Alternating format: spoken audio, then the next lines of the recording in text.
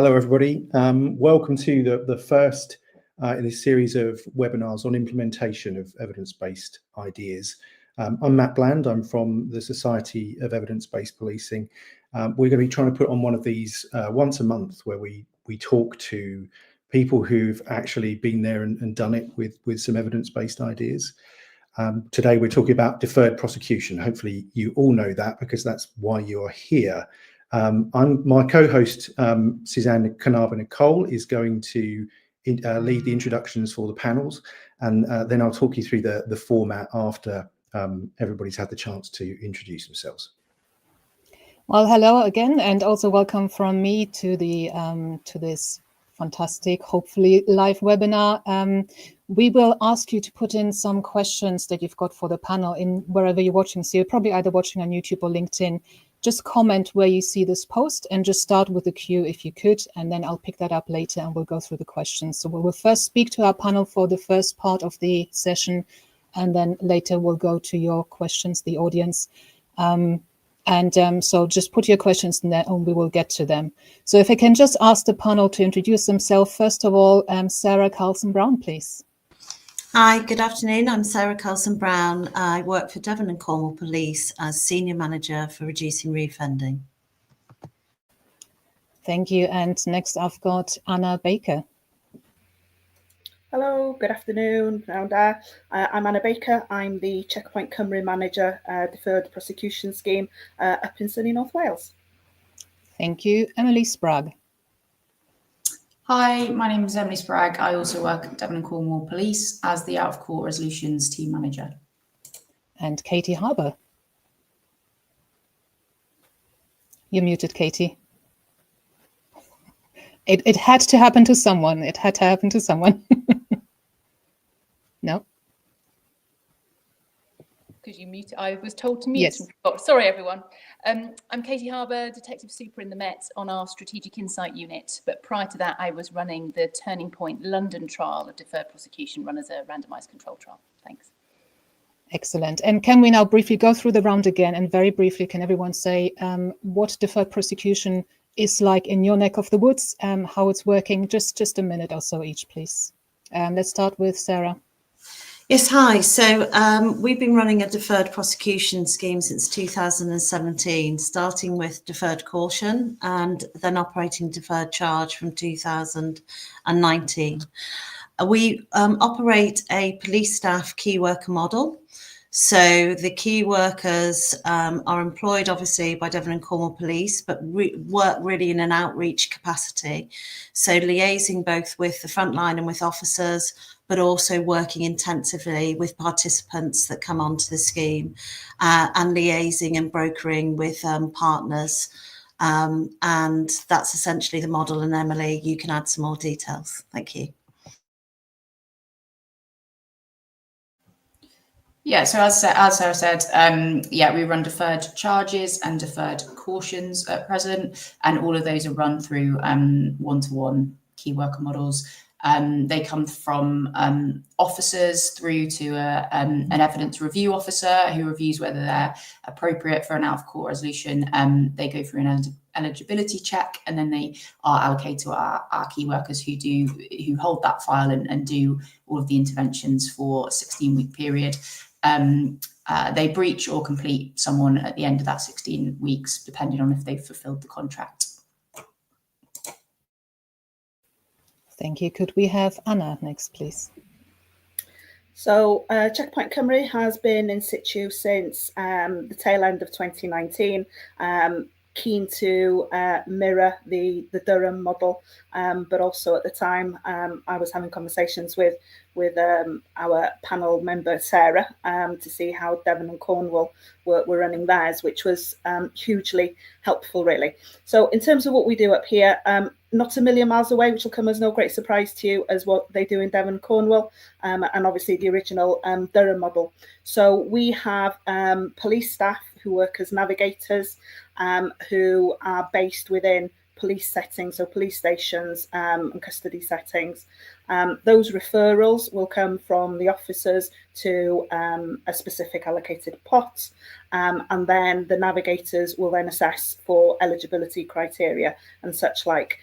Anything that's nuanced or slightly complex will get passed on to the senior navigator and ultimately to me if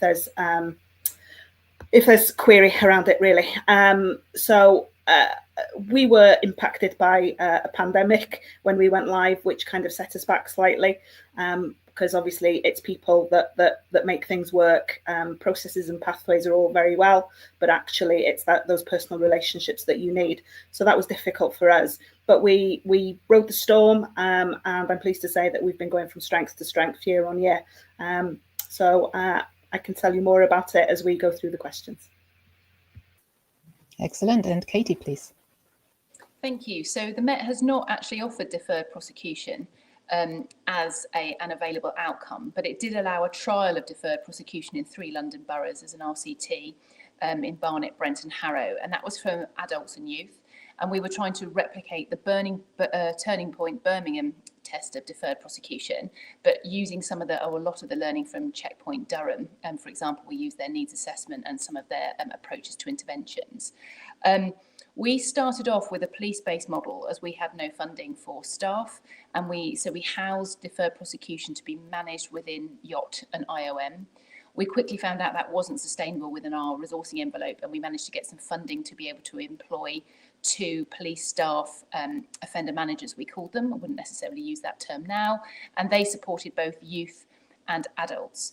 So if you were referred as a youth, you were kind of taken out of the existing Yacht system and managed by the police offender managers with Yacht's knowledge of what was going on. And if you were an adult, you were obviously managed by the offender managers. And we ran the RCT for about 2.5 years, had about 546 offenders coming through, obviously split between being given a caution or charge as normal or being offered Turning Point. So a bit like Sarah's model, we offered deferred simple caution and deferred charge as well. Thanks. Okay, excellent. Now, if I'm just going to give everybody who registered for, or who pre-registered for this webinar will have received a briefing sheet, but just a very, very quick definition of deferred prosecution, just so everyone can follow what we're talking about. It's an alternative to sending someone through the courts and into the prison system, and essentially only for certain levels of offenders, of course, where it is deemed appropriate that we can offer them something like a behavioral contract, but obviously we'll go through how every force has done it. But in essence is, rather than sending you to prison, you're going to work with us for the next 2 years. You're going to adhere to certain conditions, go to the sessions that hopefully will address the roots of your offending.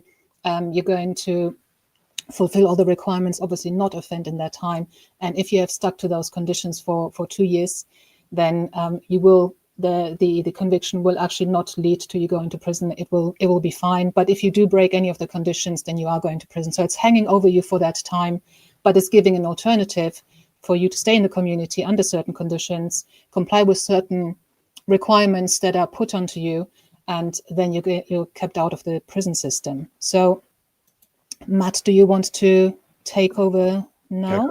Yeah, sure. Thank you very much. Right. So let's get into the meat of it then. We're going to ask our experts some questions. The first half of this is going to be us and questions that we have dreamt up, but we very much want to use the second half of the webinar to get answers to questions that you have. So please do post them in the comments on whatever format you're watching on.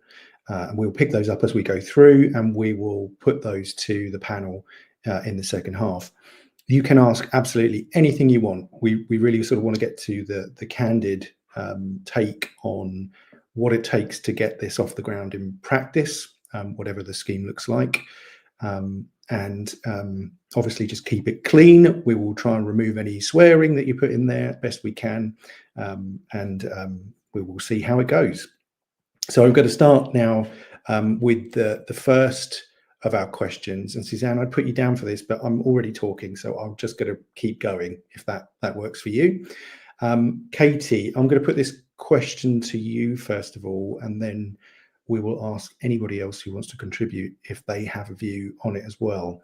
I think when I normally talk about deferred prosecutions, it can sometimes be seen as sort of a soft alternative, soft policing alternative, possibly counterintuitive to what you might call a zero tolerance approach or enforcement focused.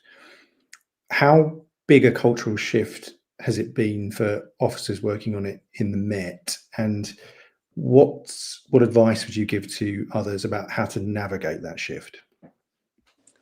Thank you. So yes, initially in the adult world, I would say we had to overcome quite a big cultural jump. The idea that people could admit an offence and not get a caution for it or a prosecution for it if they undertook a series of interventions tailored to their criminogenic needs. Within the youth space, it was really uncontroversial, being brutally honest, and in fact all the partners were lobbying for this way before we did the launch. That was quite an easy win. As to whether it's a softer on crime option, in my study, we've actually compared the court outcomes for those that were eligible for charge versus the turning point contract conditions. And we've actually found that our offenders were made far more accountable for their behaviour under the deferred prosecution scheme. So they were monitored for 4 months. They had to complete rehabilitative activity or restorative action. And compared to court, where most people got a fine or some form of financial penalty, whether that's a victim surcharge, that there was no, and I say no, rehabilitative element issued from court. So this idea that court is giving a form of justice that holds people to account and addresses behaviours is a bit of a misnomer. It's not currently doing that at the magistrates' court. And I think a lot of victims of crime don't necessarily appreciate actually what very little happens at court. Yes, someone might get a criminal record and a small fine, but we know the vast majority of those fines go unpaid. And actually 20% of our sample that were offered Turning Point declined it, with many saying it required them to do too much and that they would rather be sent to court or take the caution. So that we launched Turning Point London in 2017. We didn't go live to 2018, but did the planning the year before. And now I would say that the barriers to introducing it are far less. And I've got certainly partners and lots of police officers wanting to offer it. The challenge is it is not cost neutral to policing to follow offenders for 4 months when you might have simply given them a caution before. In terms of court, it's obviously a little bit different because it saves you case papers, but that's another question. So I'm finding already that attitudes have really changed, but it still does divide opinion. But I think it's all about how you articulate what you are requiring offenders to do to be able to get their deferred prosecution, which some might argue should actually be called a conditional NFA. That seems maybe a slightly easier way of explaining the process. I don't know if anyone's got any questions in relation to that. Have you had any pushback on the language? You say that calling it conditional NFA might be a way forward. Has that come up in circles when you're discussing this? It's only come up very, very recently. Sarah will be aware of it. We're talking kind of nationally, how might we sort of frame deferred prosecution to become a national offer? We were in the very early stages of that. But it's actually someone in the CPS that has suggested that, which seems to make quite a lot of sense to me. And interestingly, I think we've gone through a bit of a journey with the CPS, who now I think nationally seem quite pro, as long as there is standardisation across the UK in terms of eligibility and in terms of what kind of conditions and management happens to the offender. But I do think minds are changing around whether it's a soft option or not. The question is whether you can convince, I think, the rest of the public who, for understandable reasons, aren't going to understand the nuances between the different types of outcomes that offenders receive. Yeah. Matt, could I come in on this? Yeah, just in terms of culture change, I remember it was Mam Hadari who said to me, I think, a wonderful statement that, culture eats strategy for breakfast, and it doesn't matter how well thought out your ideas or your processes are. Officers have a lot of discretion in this. And so my advice would be is don't underestimate it, but don't spend so long trying to convince people who will never be convinced. Your best argument is actually making sure that you deliver and that you're getting results.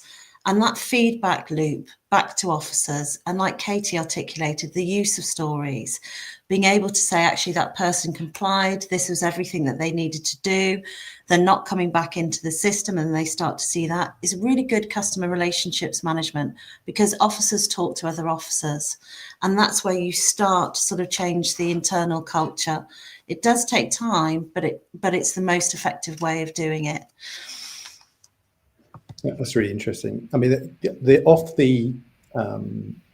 public side, is pushback been greater there for any of you than it has internally, or is the public generally quite open to this as a policing solution? Well, we ran a victim survey, sorry to jump in on there, but we ran a parallel victim survey with ours.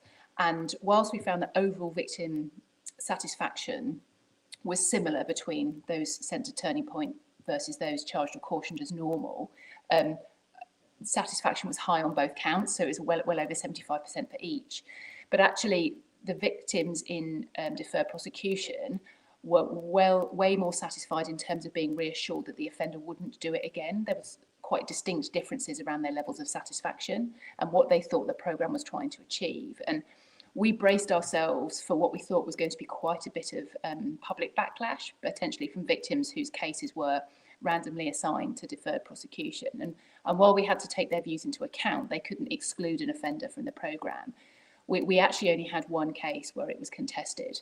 And actually, when we were able to speak to that person and manage those expectations, the complaint went away. So yes, we didn't get the public negative reaction that perhaps we had expected, but we spent a lot of time explaining to victims what deferred prosecution was. So we had a victim contact team, and rather than relying on the officer in the case who would be rushed and perhaps wouldn't understand the intricacies of what deferred prosecution was trying to do, the victim contact team aimed to have a conversation with every single victim and spent some time taking them through the aims of the programme, why we were testing, what we were trying to achieve. And that appears to have gone well in terms of reassuring people that A, it wasn't soft, and B, it was preventing another victim of crime. And we know from other victim surveys, what victims want to hear is that this won't happen to somebody else. And I think we need to make sure in deferred prosecution schemes there is parity between the victim and offender experience. And I think in police criminal justice processes, it becomes very easy just to focus on the offender. And I think if we do that, then we do risk a lack of public trust in what we're trying to do. Can I just repeat? Sorry. So I just want to move on to the next question. Do you have something quick to add to this one? All I was going to say was, I think the biggest sort of challenge for internally for us is that detection is obviously it's a positive outcome, whereas deferred prosecution for us is outcome 22, which is not recognised nationally as positive. And I think when officers are asked to deliver against KPIs, that's when you've got a difficulty. And in terms of victims, just to reiterate what Sarah was saying, really, is that it's that public relations, and it's explaining to people that actually it's much more difficult for somebody to comply with something and bear their soul for 4 months than to go to court. Thank you. So we've spoken about how to get victims on board. Now, Sarah, can I address this next question to you, and then to the others as well? But let's start with you. How do you get the partners on board in a meaningful and sustainable way? Yeah, so talking from our experience and to give some sort of practical tips, I would say it's really important to feel confident about getting partners engaged and talking to them right from the beginning. So there is a tendency sometimes that we think about the partnerships as an afterthought, and they are vitally important. So don't approach them, I would say, in a really hierarchical fashion. If you talk particularly to people in the third sector, sometimes they feel a bit done to. And that policing comes along and says, well, you know, we'll signpost to you or we'll refer to you. And actually what this should be is about all working together, because undoubtedly the people that are coming into services, whether other statutory services or voluntary sector, are the same people. And if you have those market engagements, if you have those open conversations and you have a rallying cry, which is very much about what do we all agree on, what do we all want? And what we all want is to reduce harm, to make our communities safer, then that brings everyone together in the room to try and say, okay, this is what we're thinking about deferred prosecution. Let's have a really open discussion to try and problem solve and think about the ideas about how we can work together. And that, for us, really harnessed a partnership, because we don't really commission services. We have our key workers acting as kind of the lead professionals, if there aren't others that are already involved in people's lives, and then linking in to the community assets that exist within Devon and Cornwall. And that for us is really important, because we've got 4 months. And actually, we want really clear exit strategies that people are embedded in support within their communities. So engage, have honest conversations, do it in a collaborative way, do it in a real proper ethical partnership way that isn't being about done to. Make sure then you're linking in with your infrastructure organisation, so your VCS infrastructure, knowing what's out there, who's doing what, that already exists that you can tap into. Use the existing structures you have in terms of your strategic boards, your relationships with community safety partnerships. Tap into those and tap into your OPCCs. Understand and have conversations with the local authority commissioners, because there are existing contracts with statutory providers, often with an element of criminal justice within there, that you can actually exploit, get in, make sure that there's almost a fast tracking of people coming through deferred prosecution. And build those relationships, both from your lead for out of court resolutions or wherever that might be, in terms of those strategic kind of discussions of how we can work together. But also, if you're lucky enough to be trying to think of a team or getting a commissioned service, make sure you're doing that outreach and that brokerage and that relationship building, because a lot of this, whether it's about partnerships or whether it's about the offenders we work with or the victims that we liaise with, it's all about relationships. And so from there, building the sustainability, make sure, as I said, if you can get into those contracts, you do build operational MOIs and understandings between different statutory partners. At the same time, we hold regular partnership events, and I'll put a picture into the comments in a bit. And that's a real opportunity where we're sharing information about policing generally, but also about the performance data and what we're seeing from our deferred prosecution, at the same time as our partners, of which there are many, coming together in a really, I've got to say, jolly atmosphere. Our last one was at Theatre Royal, who are in Plymouth, who are a brilliant partnership of ours in their Our Space programme. And people who'd gone through the programme sharing their testimonials. And what we do is do a certificate of appreciation. And that's really important. You know, people want to just be appreciated for the work that they're doing and feel that they're in a proper partnership around it. And that's what we try and do in terms of our approach. And it's something which brings me, and I'm sure Emily will concur, a lot of pleasure and joy in working with that wider partnership.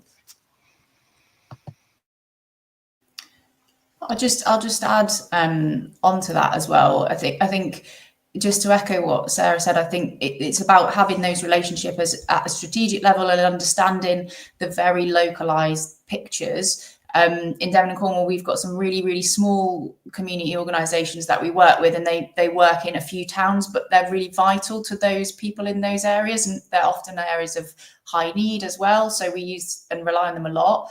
And then drawing down those strategic relationships to kind of really good one-to-one relationships with those people locally, which we're able to do through our key worker model, and reflect those throughout the year. So I think that's really important. It's not just at the strategic level, but it's also on the ground as well, and drawing down from there.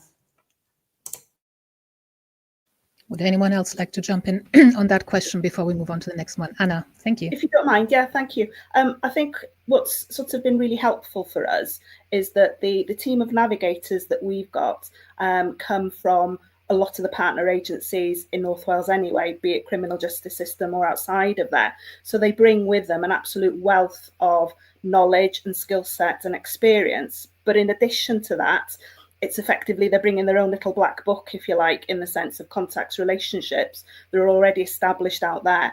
And actually, going back to my opening point, it's those relationships with people that make things work, good or bad, effectively. So when we started, we were very lucky that we already had established relationships through our own previous work. But I can't stress really enough how important it is to take people on the journey with you in partner agencies, and particularly third sector. I came from third sector, and they do an awful lot for very little. And I think that it's really important to at least give them a platform to be heard when we're working collaboratively. I work in the third sector now, so I can totally resonate with me. Doing a lot for very little. That's my life. A really important part of the process is the referral process into the schemes. I know that's a really key link in the chain. Anna, could you just tell us a bit more about how you fine-tuned that process? So our referral process mirrored a lot of what Durham does. In the sense that we work with adults, and obviously we follow the gravity matrix around out-of-court disposals, soon to be out-of-court resolutions, if that goes ahead as is expected to. So in terms of referral pathways for us, and actually this is linked into that project initiation document, your implementation, your project management initially. There are things within a policing service, policing systems, that isn't designed for a deferred prosecution scheme, because you're bringing that softer stuff, the fluffy stuff, as they say, into policing. So I think policing is generally quite black and white, and we're essentially that shade of grey in the middle. So what I'd say is make sure that you're absolutely clear around your referrals and your pathways. So there was a little bit of a pragmatic approach initially, so that we could test the waters to see what was coming through and what wasn't. I think the difficulties that you'll find is that some offences that have domestic element weren't always clear cut, and there would be other jobs, offences that weren't quite so clear cut. And that's when you really need to be quite open-minded to looking at the individuals that are coming through. And it's like I say to CPS quite often when we do the scrutiny panel meetings, is that we shouldn't just be looking at that job, we should be looking at the person and holistically what's going on for them, rather than that specific job, because there could be pieces of a jigsaw that's missing if you're only looking at that one particular area. So for us, it was quite important that we had a structured set of criteria, and that we were able to stick to it, with the caveat that we had that flexibility where needed to, because of obviously starting something completely new and completely different in North Wales, so that we could take on board officers' views, the individuals that we're supporting, so that we weren't penalising anyone unnecessarily, and that victims were also clear around what it is we were trying to achieve. So referrals can be quite tricky, because at the end of the day, we're working with human beings, and nothing is ever clear cut with human beings. So we've got to make sure that we take each job on its own merit within the confines of our criteria. And for us, it's 18 and over, living in North Wales, offended in North Wales, not domestic related, and there's a few other things. But we've been quite lucky in North Wales that when it comes to hate crime, we originally had an agreement with the CPS hate crime lead in Wales, whereby those that would have been suitable for a CR as opposed to a charge were referred to us, and we would pick up the conversation with CPS around whether we thought it would be eligible or suitable rather for deferred prosecution. The situation by now is that because we were quite clear around the ask from CPS when we were assessing these jobs, we've used their criteria essentially, or their guidance, to continue that now. So deferred prosecution, obviously being at the force's risk, we take that risk, but we have consistency around how we assess those jobs, and actually it works well. So I think, as I say, the referral route, it is about set criteria and being quite clear about what your criteria is, but you do need to have that flexibility within. That's awesome. Emily, in Devon and Cornwall, I know you're very close to the referral process. What does it still give you any headaches, or has it ever given you headaches, and how have you got past those? Yeah, I think inevitably there's always people and circumstances that don't quite fit in the boxes that you've created.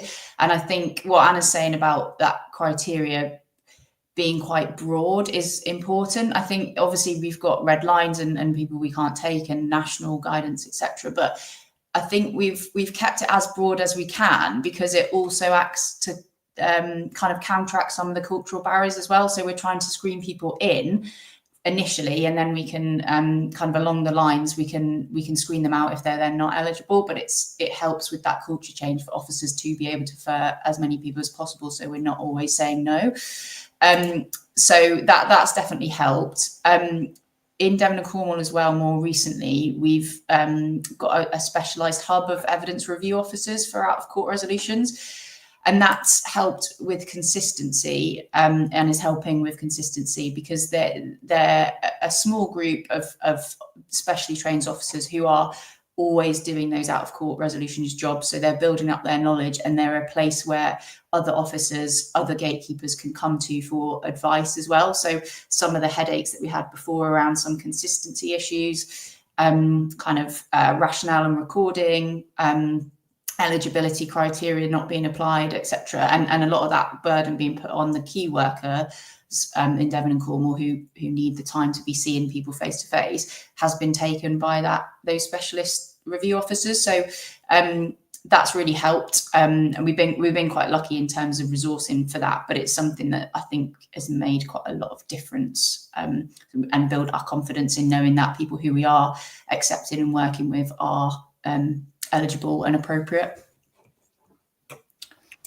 Awesome. And I'm probably just stepping in very, very quickly, because I know we've got to move on, but just probably stepping into a different area around learning. But when we talk about referral process, when we started, it was a referral form that an officer was meant to fill in at 3 o'clock in the morning, saying this person might be suitable for deferred prosecution. Do not do that. It was very clear it didn't work right from the beginning. You have to use the systems.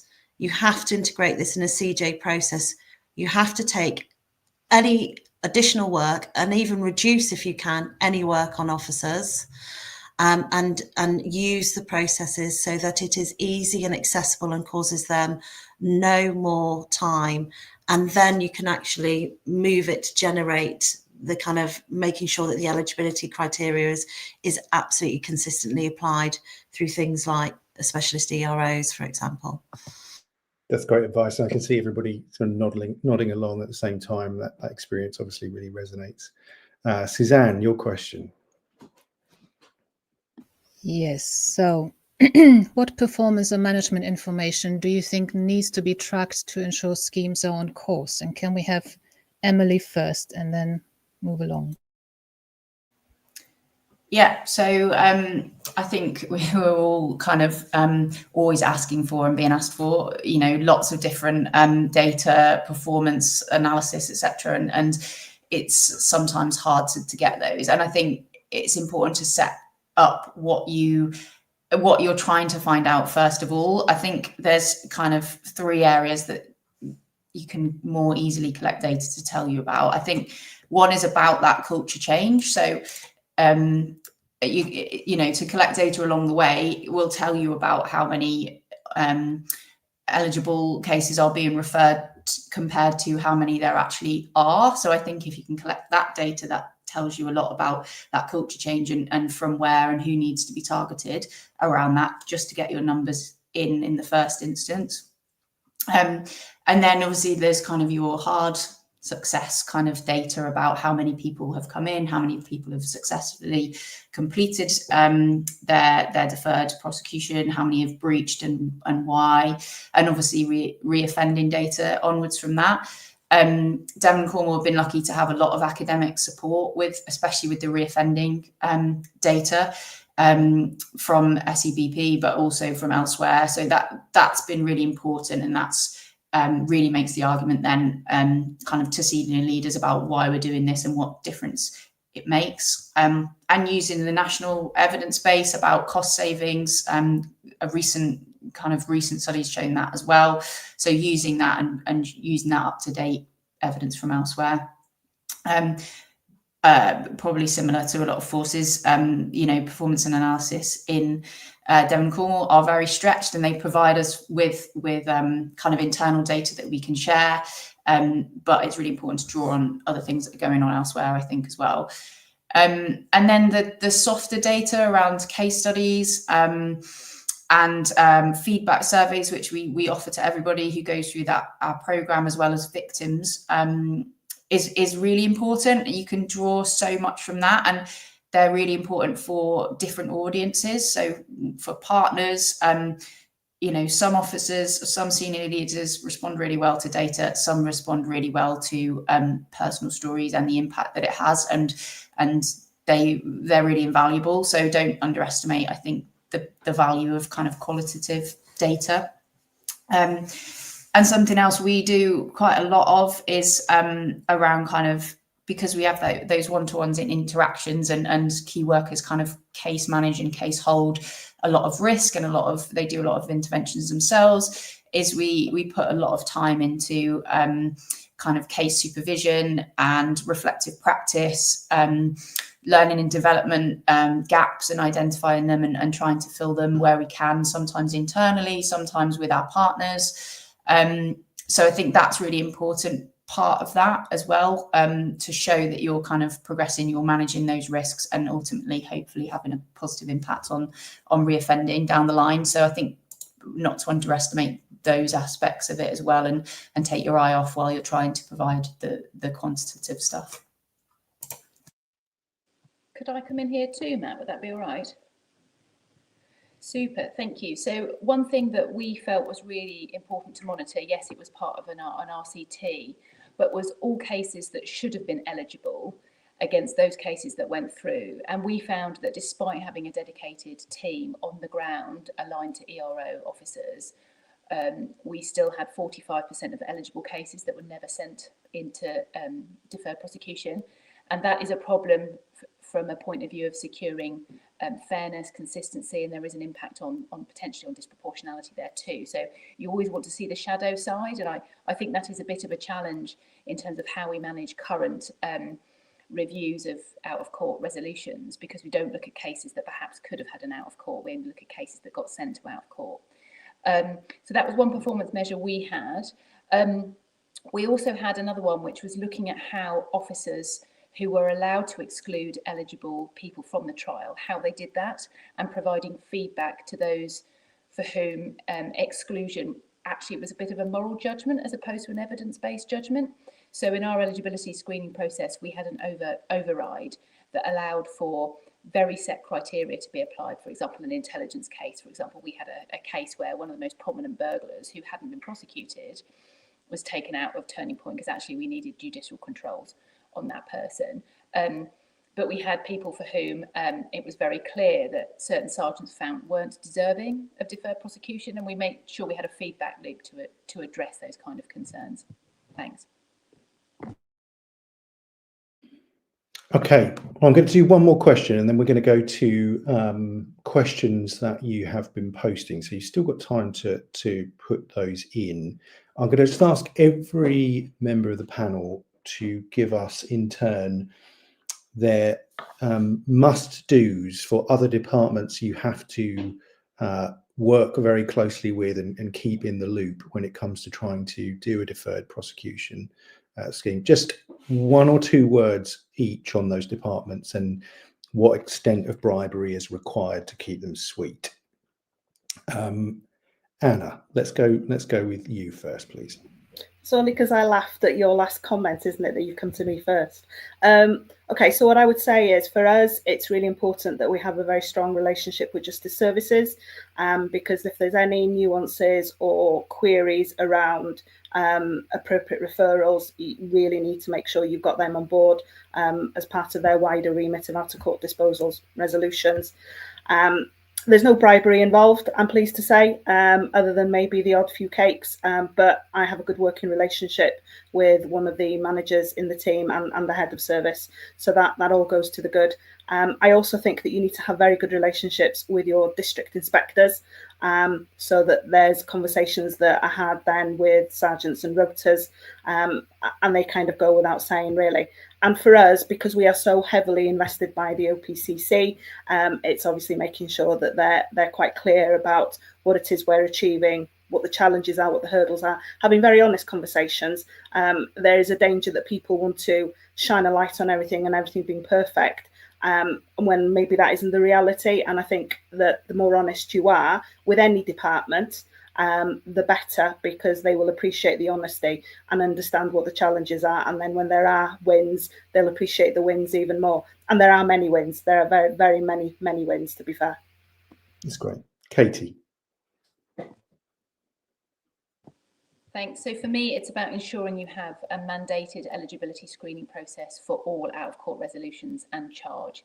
Going back to the point I made earlier, to ensure there's fairness, that everyone is being considered for a criminal justice outcome in the same way against a clear threshold of criteria.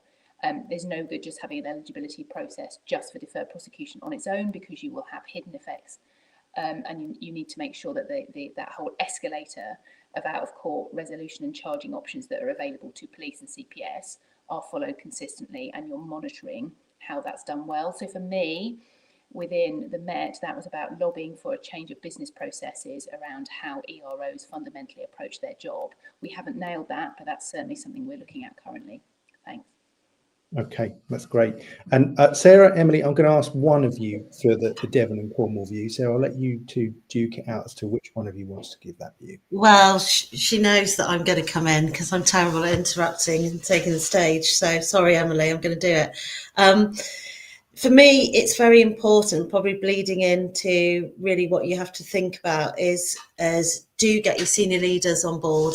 It's very easy to agree that in a paper that they might be supportive, but it's another thing to actually really put pen to paper, mandate that people should be looking at this. So find out your allies in the exec and use them, and don't spend time trying to convince your detractors. And then from there, don't leave IT systems. They're the people that you really need to have on board. With massive backlogs in terms of prioritisation for changes, do have an inroad. Anna's suggestion about cake seems to work down here as well, or maybe it would be cream teas down here, I'm not too sure. And also P&A. I was being asked right from the beginning, probably by the detractors, can you prove your reduction in reoffending? And I think I've been going for 6 weeks by then. But you do need to have those really good links with P&A, so that you are making sure that at any point you are asked for data, whether that be quantitative or qualitative, you can turn on a sixpence and produce it. Sorry, what is P&A? I was going to say, I think we need to get an acronym buzzer for sorry, performance and analysis. So your analysts, yeah. Brilliant. All right, that's great. Thank you ever so much. That I think that's all of the preloaded questions, although we've got one that I might finish on later on. Suzanne, are you ready to run through the questions that viewers have been putting into the list, please? Right, so we've got a question from Diggy Richard. So the first one is, you said there was a positive impact on public views and expectations when people were included in the deferred prosecution team. Is there not a risk that this additional attention from the team has created a different level of victim engagement when compared to more normal disposal? I know officers don't explain well often. Absolutely, completely. But we would say if you were wanting to run out-of-court resolutions well, you would be wanting to invest that time with the victim. So yes, the positive effect might be because you spent more time with the victim, but the whole programme was looking at the victim and offender experience. So yes, and no surprise really, but actually it was very hard to manage the reliability of those conversations being done well. Initially we wanted the officers in the case to do it, but we found there was just too much diversity of explanations. A lot of people had their own personal views slipping in. Some people thought, oh, we're just doing this for cost cutting and would tell the victim that. So in the end, we had this formed a dedicated team and use scripting prompts to help people have a really quality conversation.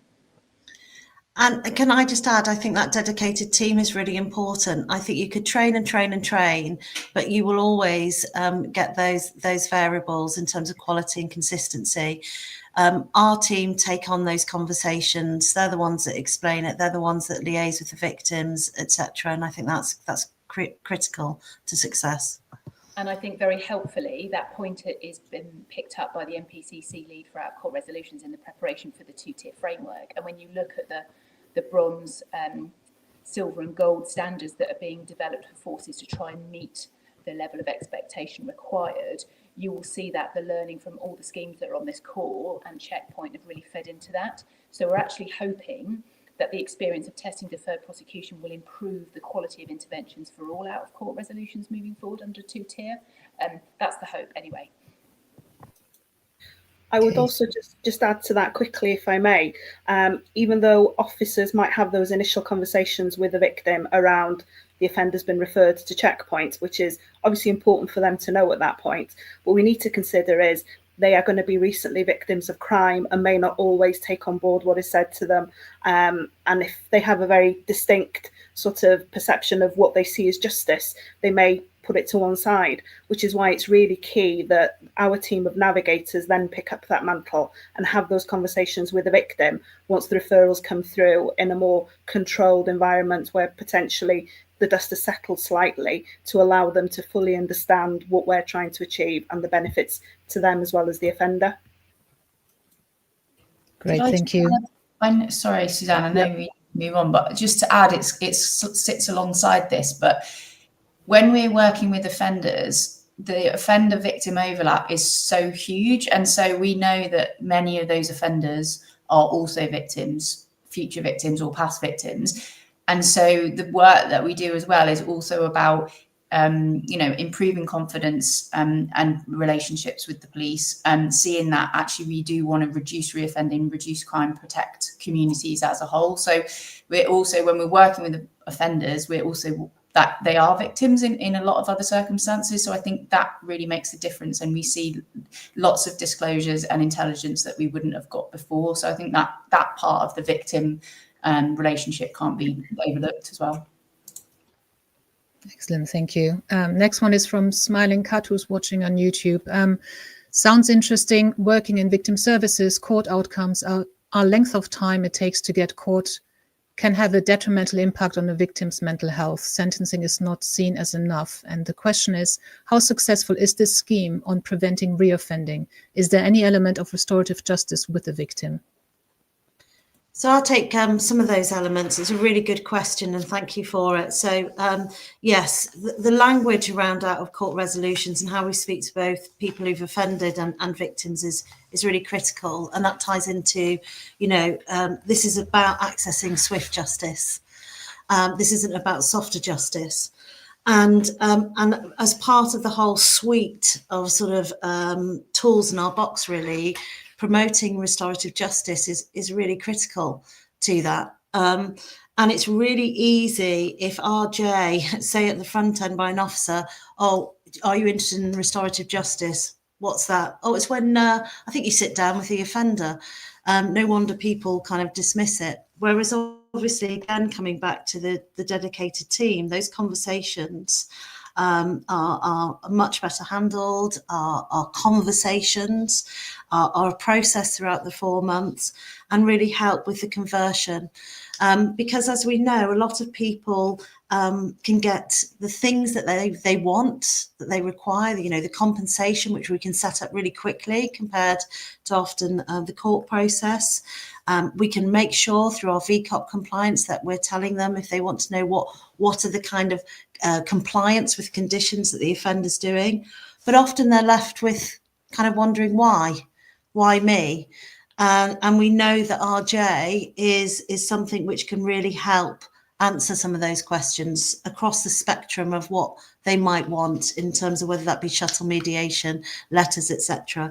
And we think we bring the consistency and quality to that. So it's really important. In terms of our levels of reducing reoffending, I'll let Emily answer that. Thank you. So recently, so thanks to Matt and SEBP, we've been able to look at the reoffending rates following deferred charge, which shows that deferred charges compared to those who were eligible but opted out, it halves the reoffending rates. So that's obviously really positive for us, and that helps again with feeding back to senior leaders, in terms of keeping this, resourcing this, and hopefully we'll support kind of nationally other places that want to look into deferred as well. Thanks. Could I chip in on this? Firstly, to address the length of time it takes cases to get to court versus being dealt with in deferred prosecution. So in our trial in London, I appreciate it's a few years ago now, actually turning point cases took slightly longer to resolve, but that was to the completion of a contract. Actually, it was much quicker for victims to get an outcome and for the offender to start being held accountable and waiting for court. In terms of reoffending outcomes, actually it's quite nuanced, and it kind of depends on the type of offence and especially the age of the offender being referred into the programme. So in our trial, we randomised according to whether a person was a youth offender transitioning to adults at 18 to 21 and then people over 22. And whilst we found that there is a reduction in the over 22s, this is following a 2-year follow-up, this is very long-term effects. So no effect on whether they reoffended or not, yes or no, so a binary answer, but it did reduce frequency of reoffending and the nature of the harm, that definitely came down. Our sample sizes for youth and 18 to 21s are much smaller. So we have to be a little bit careful about drawing too strong conclusions around that. But for the 18 to 21 group, they were in the control group, they were 3 times more likely to reoffend if they were sent to court or caution as usual. And that is statistically significant, but the sample size is still quite small. So again, that caution is key. And for youth offenders, we had a null result. Now that's possibly because youth in the control group, so getting their caution as usual charge, were already being supported by yachts. But we also had 3 very, very prolific young offenders, the worst 3 in the trial, that happened to be randomised into the treatment arm of the youth cohort. And again, because our sample was quite small, it would be interesting to see what those results would be if we took the outliers out, but there are methodological issues with that. But it certainly looked quite promising anyway. Thank you. I've got a question here from Diggy Richard. Does any difference in reoffending take into account potential differences in the speed of the outcome if deferred prosecution is faster? We were never able to measure that. So our reoffending analysis uses a regression analysis. So it actually controls for certain things. So we controlled for the age of the offender, the gender, ethnicity, and whether they had previous offending or not. And we actually found that having previous offending was the most, unsurprisingly, predictive variable about future reoffending, regardless of whether you were sent to deferred prosecution or not. But we didn't have a mechanism for the speed in which cases were resolved to try and check that as an indicator of effectiveness or likely effectiveness. But actually the premise from the start was that our scheme had to be really quick. So it was initiated within 24 to 48 hours after being told that there was an evidential and public interest test against the offender. So speed was absolutely everything. Can I just jump in quickly? Sorry. Just to agree really in that I think what's really important that we found up here is the geography of North Wales, a bit like Devon, Cornwall. The contact details may not be up to date, and you could be scrambling through forests looking for people or on top of a mountain. So what's really important is that those details were up to date so that we could get hold of people quickly. The longer it took to get hold of people, the more likely they are to either not engage or to disengage. So that's absolutely vital. So yes, you do need to make sure that you can get hold of people quickly. And just one other thing to notice, that we found that those that didn't engage very early on were those far more likely to reoffend. So we kind of knew from the outset whether someone was kind of open to do deferred prosecution, whether they were likely to be successful on it. So that was quite an interesting perspective that I would like to probe more in some of the further analysis. Okay, then probably our last question for today from Ethan from the National Crime Agency. The use of conditional cautions to access deferred prosecution programs could create opportunity bias for communities with low trust in the police. A conditional no further action approach might negatively impact performance metrics, and therefore senior stakeholder support. Could outcome 22 be a viable compromise between conditional caution and conditional no further action, even if not universally seen positively by all forces? Or could the panel advocate for one or the other recording mechanisms? So I know Katie will desperately want to come in, but can I just pick up a point which I think is really important, is that this work sits in early intervention and it sticks in prevention. And the first PDM principle is to prevent crime. The evidence base is compelling. I mean, it might be limited, but it's certainly growing. And I think we've got to sometimes in policing really be brave and say, is this the right thing to do? Is this actually something which is reducing harm and reducing reoffending? And to some extent, stick to that, regardless of counting rules, etc. I think, we've got to say that actually the opportunity to intervene early, to understand who are going to be our high harmers through a process of really engaging with them at that early stage, makes total sense, rather than spending money at the back end of the criminal justice system, which we don't seem to question. So for me, it's about those principles as well, and it's the right thing to do in terms of reducing harm. But Sarah, in terms of being able to persuade a chief officer to adopt deferred prosecution, those challenges raised by the questioner are very valid. And actually, it is policing themselves that have generated this idea that outcome 22 is not a positive case disposal. Force crime registrars up and down the country are quite frustrated at this because actually it's a recognised counting outcome, and HMIC have endorsed forces that use it for diversion in a very positive way. But the Home Office are currently reviewing outcome 22 and it's linked to deferred prosecution and out of court, and I think there is probably going to be an acceptance that we will see a separate outcome in terms of Home Office counting rules coming in for deferred schemes, so we can very clearly differentiate between what's community resolution, what is one of the two-tier framework cautions, and what's deferred prosecution. And there is work to look at how do we create an escalator process through which is very clear to the police and the public how people move up the different severity levels of out of court in a fair way and in a way that makes logical sense. But that work is still ongoing. Thank you very much. I think that's all the questions we can take in this live session.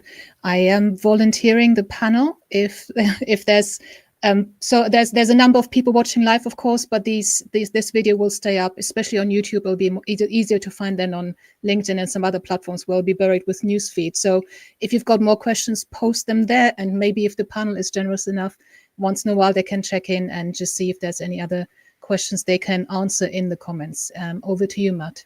Okay, thank you. Look, I just need to say a huge thanks to our panelists for the generosity of their time and giving their expertise so that others might be able to pick up some really interesting bits of information taking this sort of scheme forward. What we will do after this event, obviously, as Susanna said, is it will remain live. We'll put it on the website, but for everybody who's registered, you will receive a summary of the notes from this meeting. So you've got some actionable points to take away. We really hope you enjoyed it. Please give us your feedback. The next session that we're running will be on Valentine's Day. So we will have a different theme. We'll be looking at proactive interventions into violence against women and girls with several speakers from Project Vigilant and other projects of that nature. And we hope to see you there. But thank you very much for joining. Thank you. Thank you. Bye-bye. Thank you.